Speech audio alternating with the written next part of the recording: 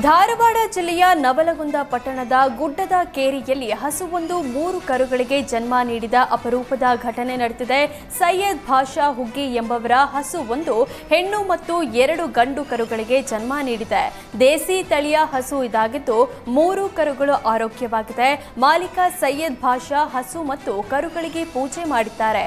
ಜಾನುವಾರು ಅಭಿವೃದ್ಧಿ ಅಧಿಕಾರಿ ಹಸನ್ ಸಾಬ್ ಸವಣೂರ ಅವರು ಹಸುವಿಗೆ ಕೃತಕ ಗರ್ಭಧಾರಣೆ ಮಾಡಿಸಿದ್ದು ಇಂತಹ ಘಟನೆಗಳು ಅಪರೂಪಕ್ಕೆ ಜರುಗುತ್ತೆ ಅಂತ ವೈದ್ಯರು ಹೇಳಿದ್ದಾರೆ. ಹಸುವೊಂದು 3 ಕರು ಹಾಕಿದೆ ಎಂಬ ವಿಷಯ ಹರಡುತ್ತಿದ್ದಂತೆ ಕರುಗಳನ್ನ ನೋಡಲು ಅಕ್ಕಪಕ್ಕದ ಊರಿನವರು ದೌಡಾಯಿಸುತ್ತಿದ್ದಾರೆ.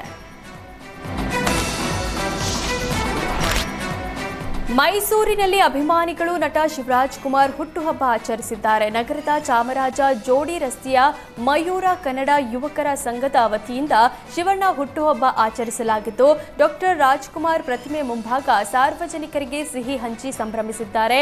ಈ ವೇಳೆ ಶಿವರಾಜ್ ಕುಮಾರ್ ಭಾವಚಿತ್ರ ಹಿಡಿದು ಜೈಕಾರ ಕೂಗಿದ ಅಭಿಮಾನಿಗಳು ಶಿವಣ್ಣಗೆ ಆರೋಗ್ಯ ಆಯುಷ್ಯಕ್ಕಾಗಿ ಪ್ರಾರ್ಥಿಸಿದರು.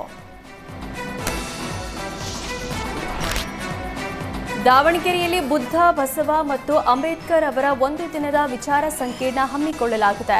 ಸಚಿವ ಸಂತೋಷ್ ಲಾಡ್ ಫೌಂಡೇಶನ್ ವತಿಯಿಂದ ಕಾರ್ಯಕ್ರಮ ಆಯೋಜಿಸಲಾಗಿದೆ. ಕಾರ್ಯಕ್ರಮದಲ್ಲಿ ಸಚಿವ ಸಂತೋಷ್ ಲಾಡ್, ತರಳಬಾಳು ಶಾಖಾ ಮಠದ ಪಂಡಿತಾರಾಧ್ಯ ಶಿವಾಚಾರ್ಯ ಸ್ವಾಮೀಜಿ, ಕಾಗಿನೆಲೆ ಪೀಠದ ನಿರಂಜನಾನಂದಪುರಿ ಸ್ವಾಮೀಜಿ, ಮಾದರ ಚೆನ್ನಯ್ಯ ಸ್ವಾಮೀಜಿ, ಭೋವಿ ಪೀಠ ಸೇರಿದಂತೆ ಹಲವು ಪೀಠಗಳ ಮಠಾಧೀಶರು ಭಾಗಿಯಾಗಿದ್ದಾರೆ. ವಿವಿಧ ಕಾಲೇಜುಗಳ ವಿದ್ಯಾರ್ಥಿಗಳು ಹೆಚ್ಚಿನ ಸಂಖ್ಯೆಯಲ್ಲಿ ಭಾಗಿಯಾಗಿದ್ದು ವಿಚಾರ ಸಂಕಿರಣಕ್ಕೆ ಸಾಕ್ಷಿಯಾಗಿದ್ದಾರೆ.